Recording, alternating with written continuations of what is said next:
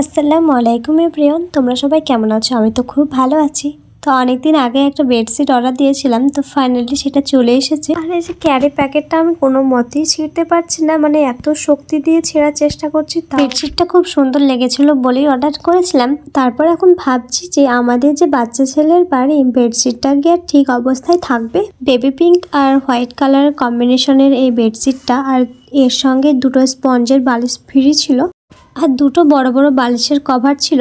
এর সঙ্গে একটা সাইড বালিশের কভার দিলে বেশি ভালো হতো, যেহেতু আমার দুটো পাশ বালিশ আছে। তো যাই হোক, দুটো পাশ বালিশের কভার ম্যাচিং করে কিনে নিতে হবে এমনি দোকান থেকে। আর এখন তো এটা পারবো না, কারণ অলরেডি একটা নতুন বেডশিট পাড়াই হয়েছে, তাই এটা এখন আর পাড়ার কোনো প্রশ্নই ওঠে না যদি কোনো খুব প্রয়োজন না পড়ে।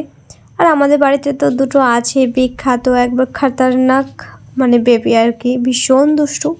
ওরা তো এর অবস্থা 12টা বাজিয়ে দেবে। তো অবশ্যই কমেন্টে জানিও এই বেডশিটগুলো তোমাদের কেমন লেগেছে। তো আজকে ব্লগটা এ পর্যন্ত, টাটা।